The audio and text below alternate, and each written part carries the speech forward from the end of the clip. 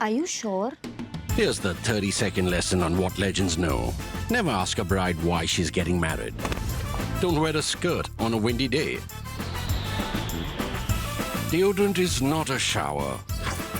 Don't sniff chili flakes.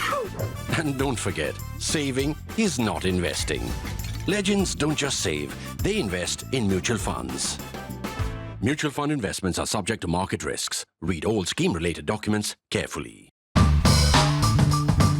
As I begin recording this episode of Cut The Clutter, after a week's break, for which I apologize, but sometimes one does have to take a break, so I missed two Saturdays of national interest and also a full working week of Cut The Clutter, so my apologies. I will try and make up for it now. As I get set to start recording this one, Prime Minister Narendra Modi, as we know, is in Moscow. He's just about to sit down for his formal but also personal dinner with Vladimir Putin at his dacha. Now, this is the Prime Minister's first visit to Moscow. Mark my words, first visit to Moscow, not to Russia, in almost 10 years, since 2015. 2015 we went to Moscow. Now this is his visit to Moscow. He did go, however, in the middle to Vladivostok at the Eastern Economic Summit in 2019, but this is a bilateral visit. This is also a change of style and method, in the sense that this is the first bilateral visit the Prime Minister has chosen to make in his third term. And he's chosen that his first bilateral visit in his third term will be to India's oldest friend and ally, Russia. If you think of Russia as the successor state to the Soviet Union, it may not be fully or substantively, but in many ways it is. So he has made this choice. This is not something that Indian prime ministers have done since the end of the Cold War. Before that, it was almost routine. Rajiv Gandhi, for example, when he became prime minister, chose the Soviet Union, chose Moscow for his first foreign visit. In fact, in those days, when India and the Soviet Union had an alliance, they were treaty-bound allies, thanks to the Indo-Soviet Treaty of Peace, Friendship and Cooperation, as it was called, which also had a strategic or a security element to it. Since then, it was almost routine for an Indian Prime Minister on a visit to Washington to break journey on their way back to New Delhi to brief their Soviet counterparts on what had happened. Now, the question arises, why is the Prime Minister in Moscow? How important is Moscow for India? How important is Russia? So, about 15, 17 years back, I had written a national interest column. I do nutty things sometimes because every Friday I have to think of an idea. And I think the headline was something like, does Russia matter? Because that was a time when Russia had really declined as a power. Russia had lots of crises. Most importantly, a leadership crisis, because one after the other, Russian leaders were either collapsing or they were proving to be inadequate. Yeltsin had weakened and then faded away. The Cold War had ended. The world had become unipolar. India was already making shifts towards the West. So it looked like Russia did not matter that much. Now that is a column that I might live to regret, for the simple reason, well, not fully, but to some extent, for the simple reason that Russia has changed a great deal. And Russia has changed a great deal because of one factor, and that factor is one person, which is Vladimir Putin. Now, this summit, the bilateral summit for which Prime Minister Modi is now going, is a twice-a-year event. It's a bit like Ashes, right? Ashes, you play all the time between Australia and England. Now, Ashes is rivalry. This is a kind of Ashes series of a friendship or of a very mutually fruitful bilateral relationship. Once every year, the two leaders from two countries have to meet in either country, right? So once in Moscow, once in New Delhi. This sequence was broken by COVID to begin with, then towards the end of 2021. This sequence has continued for almost 20 years now. And what is that 20 years? That 20 years is the Putin epoch in Russian history. So Putin has attended almost all of these summit meetings on Russia's behalf. I mean, there was also a time when Putin was not the president, when he made Medvedev the president. I'm making this gesture because I've used this story before of an Economist cover, which showed Putin becoming prime minister and saying, "I am prime minister, meet my president," and Medvedev was in his pocket. That's because the Russian constitution then put restrictions to how many terms one could have as president. So Putin became prime minister for one term and they got back to being president. Now, of course, he's sorted out his constitution, so there is no bar of any kind. Nevertheless, this India-Russia summit, two summits a year, is something that was set up in the Putin era. It has persisted in the Putin era with some breaks. COVID period was one break. Then Putin came for a brief summit in 2021, towards the end of 2021.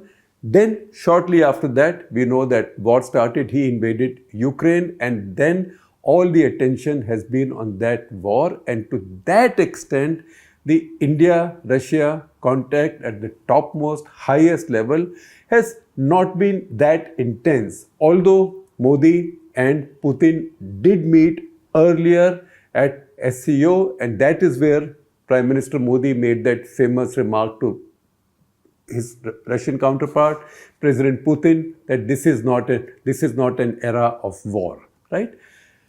Now, why is Prime Minister Modi there in Moscow now, and why has he chosen Moscow to be his first bilateral visit? Now, lots of people are saying, I watch on TV channels, that this is Prime Minister Modi's first foreign visit in his third term. That's not true, because this is not his first foreign visit in this term. You've already seen, have you forgotten the pictures, including the tweet from Giorgia Meloni, the Italian Prime Minister, the Melody tweet, right? So he did go to Italy, but that was for the G7 summit, where India is among the invitees. It was not a bilateral visit. This is his first bilateral visit in his third term. Where he has gone, where he has changed the script is that in his earlier two terms, his first bilateral visits have been to neighboring countries. This time he has gone to Moscow, and that's a big change. So now what are the issues, what are the opportunities, and what are the challenges in the India-Russia relationship right now? For this, I'd suggest some readings to you. First of all, there's a fairly detailed paper in Carnegie Endowment CEIP titled Russia and India, a New Chapter, by scholars Rajan Menon and Rujin Rumer. So please read that. There are also a couple of articles. There is an article by Ajay Bisaria, a former diplomat, our former High Commissioner to Pakistan, who's just written a book called Anger Management, a part memoir, a wonderful diplomat, somebody I've known well, and also Pankaj Saran, again, somebody I've known well, our former ambassador to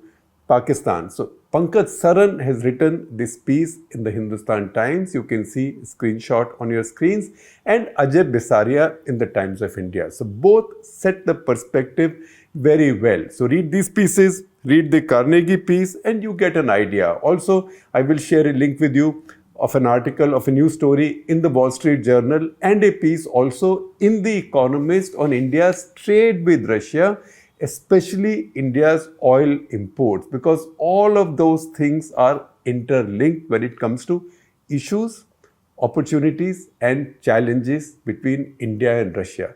Now, first of all, if you look at the issues, so the biggest issue for India is to keep the geostrategic balance, because India for the past 30 years has been leaning slowly, carefully towards the West, which means not so much towards the Western alliance, but towards the US. The US has emerged as India's strategic ally. Different Indian prime ministers have used different adjectives to describe that relationship, from an essential ally to an inevitable ally to an indispensable ally to a natural ally. So as that alliance has grown in what was seen as the unipolar world, a second challenge emerged to the single pole from the Chinese side. And the rise of China was not peaceful for anybody in China's neighborhood. Everybody is in trouble right now.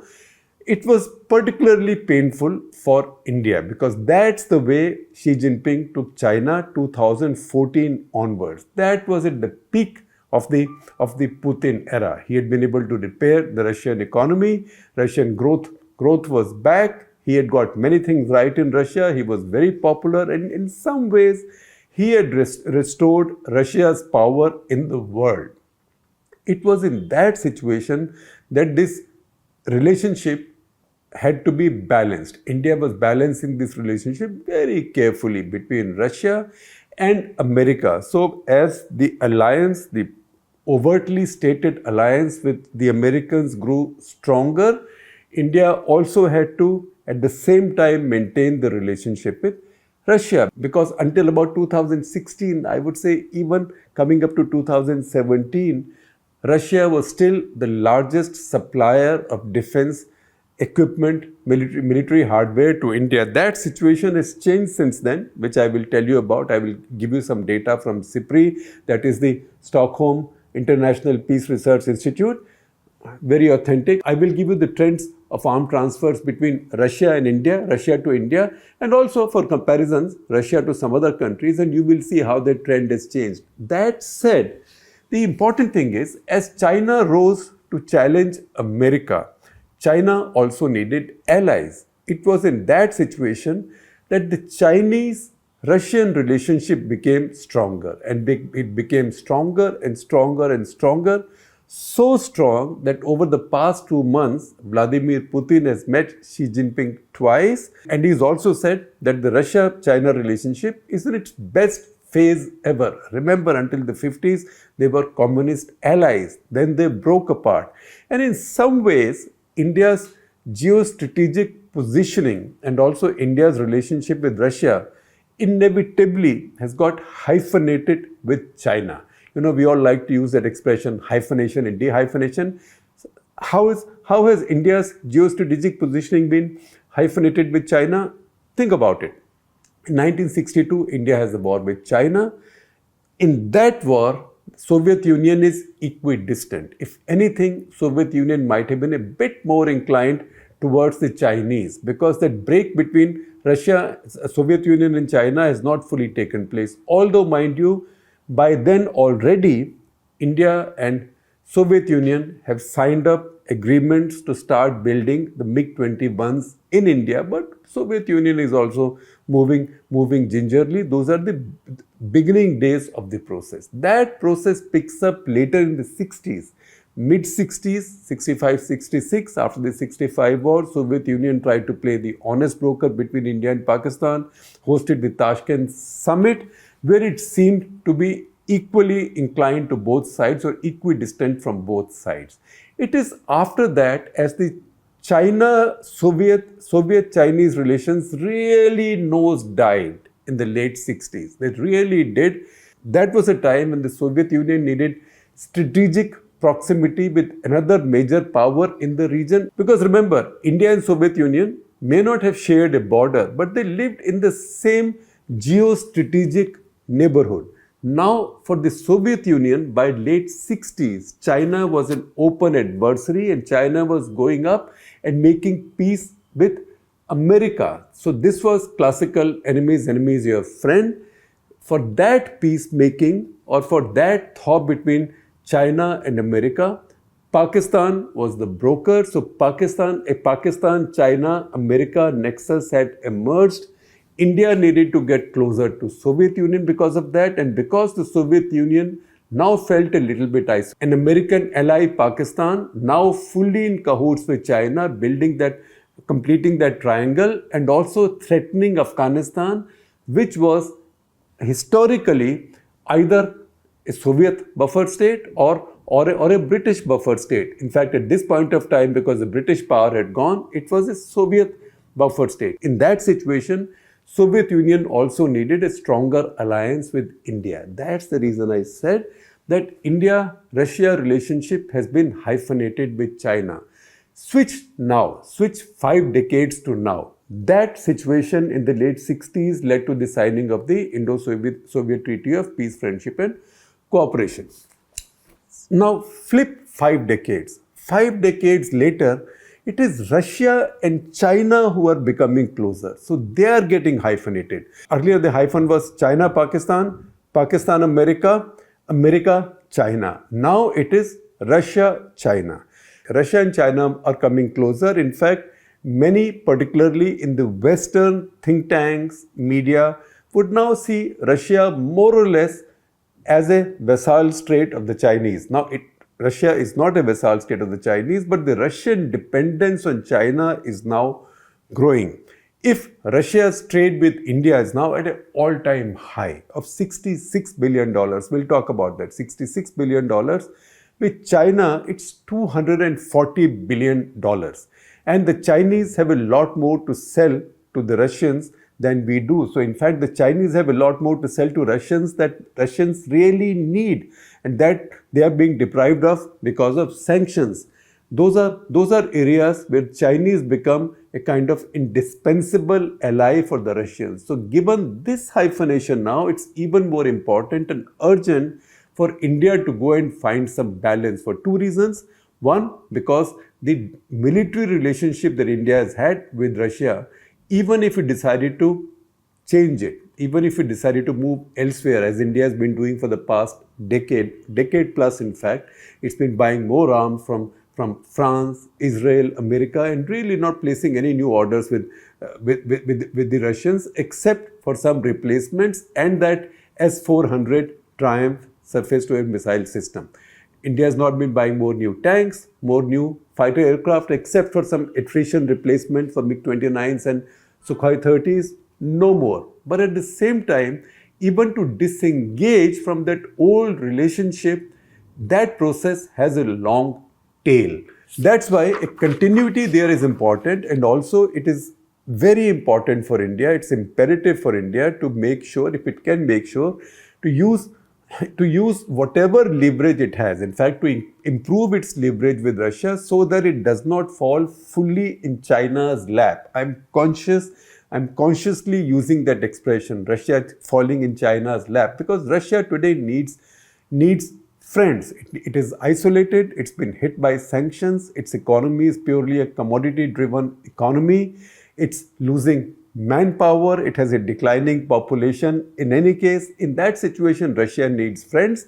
China becomes that big major friend, and it's in this situation that India needs to find some balance, strike some balance to say, look, we are also around. We've been your durable friends for such a long time, and we can also do many things between us together. And it also then helps Putin leverage this India relationship with the Chinese as well. So just as for India, it's important to use this strength, India's own position, to ensure that Russia does not fully become a Chinese ally.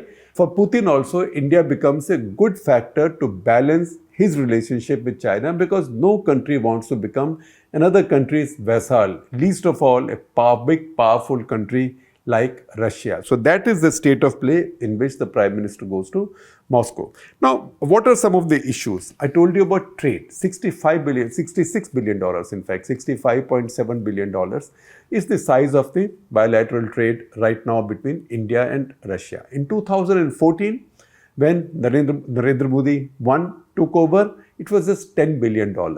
And then the idea was, and it was really an ambitious idea, that we'll take it to $20 billion. Today it's $66 billion. 65.7, all right, let's be precise to the last decimal point.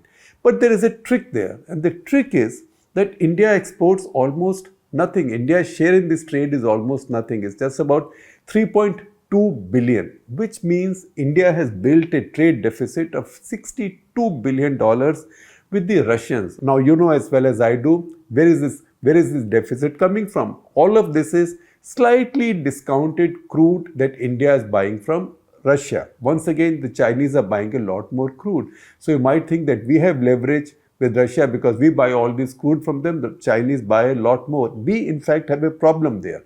And that is one of the issues and one of the challenges. The problem is, which is something that the Russians keep saying, that unlike the Chinese, we don't make very much that the Russians can buy from us. So the oil that the Chinese buy from the Russians, Chinese can pay for that in yuan, And Russians can then buy a lot of things from China, including luxury cars and things, which Russians need but cannot get now because of Western sanctions. India has no such thing to give to Russia. So the problem is, because of the sanctions on the use of dollars, India and Russia are forced to deal in rupees. So India buys all these ruble in rupees, and Russians don't know what to do with it. What can they buy? What can they buy in India with that rupee? So can this summit now open the route to India starting to produce something in India, or for Russians to invest in India producing something that the Russians really need and that can be exported to Russia? So two things will happen. One, all this surplus rupee will be used, and second, India's trade imbalance will also correct. So that is one of the factors which is an issue. It's an opportunity because it's a leverage. And third, it's a challenge. That's a very important thing. The next thing is Putin's own moves. Putin has lately been traveling to North Korea.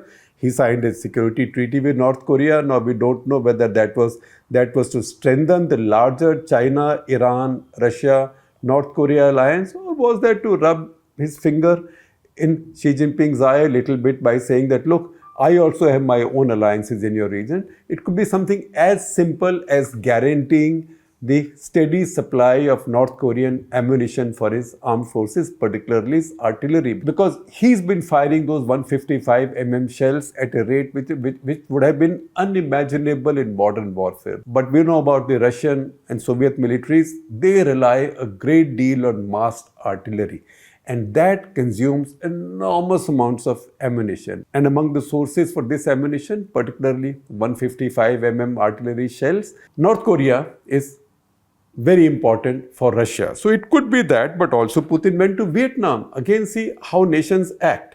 Vietnam, a country not quite as powerful, nowhere near as powerful as India, in the last 6 months has hosted Xi Jinping, Joe Biden, and Vladimir Putin, because it's just the geography in which Vietnam is located. And because they are located in that geography, they have to constantly balance their ties with the Western powers, that's America, Russia, and the Chinese. India has similar challenges and opportunities, except that India's particular challenge with China is unique, because India and China today have a military standoff going into its 5th year. Now, to understand how important this relationship is for India, although India has moved a big distance last few years, India is buying less and less of weaponry from Russia, consciously reducing its dependence. And I will come to the figures in a moment. I will read out to you something that C. Raja Mohan, the strategic affairs scholar, he said to my colleague Pia Krishnan Kutti in her story. You can see her story on your screens. I will also share a link with you. And I quote from that story, I quote Raja Mohan from that story, and he says, Russia is an important relationship that India wants to maintain.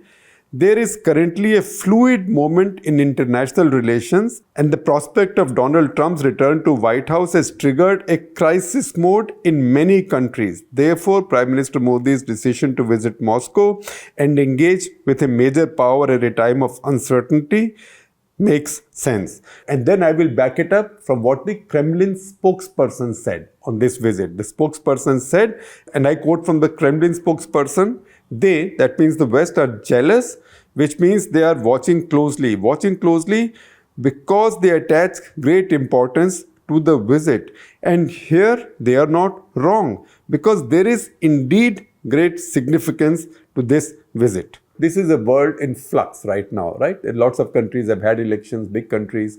Lots of countries are heading for elections, particularly the US. In this big bustle, Modi is in Moscow, almost coinciding with the NATO summit in Washington. This is observing the 75th anniversary of NATO. That's taking place there. And what's happening is that the entire world, particularly any power of consequence, any power which has a stake in this changing balance, and certainly India is one of those powers.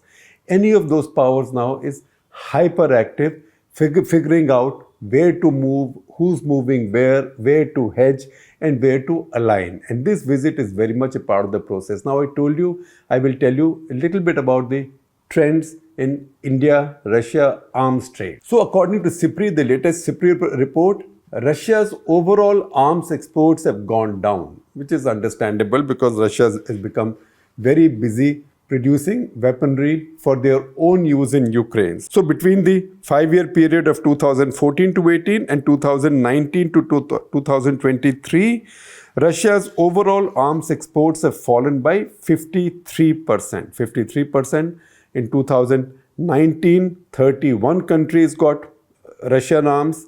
It became 19 by 2022, 12 by 2023. That's the effect of the war in Ukraine. Yet, between 2019 and 23, even though Russia's overall arms exports had fallen, India was still the largest recipient at 34%. 34% of all of Russian arms exports in 2019 to 23 were to India, 21% were to China, 7.5% were to Egypt. That's almost two-thirds of all of Russian arms exports.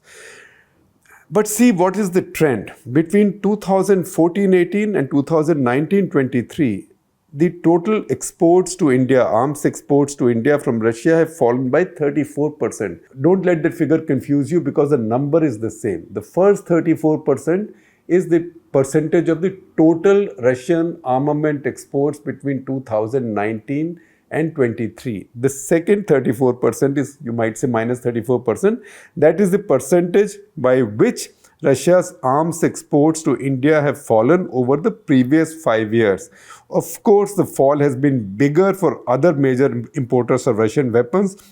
For China, it's fallen by 39%. For Egypt, it's fallen by 54%. For Algeria, 83%. Vietnam by 91%. In the 2014-18 period, they were the third and fourth largest importers of Russian weapon systems. So right now, you can see from this data, Russia currently is not producing surpluses to export, surplus armaments to export.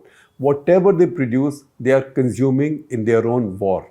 When I read international think tanks reports, papers, also a lot of the international media coverage, I see many references that say that relationships of other states with Russia now have become more transactional than strategic. However, I do not believe that this applies to the India-Russia relationship because India-Russia relationship still continues to have its strategic character. Of course, it's now become a lot more transactional as well because India is buying all of this oil. India also needs some critical technologies, particularly with some strategic projects that are going on where the Western world will not yet give India any technologies. At the same time, there is this challenge of what to do with these tens of billions of surplus rupees that are piling up with Moscow.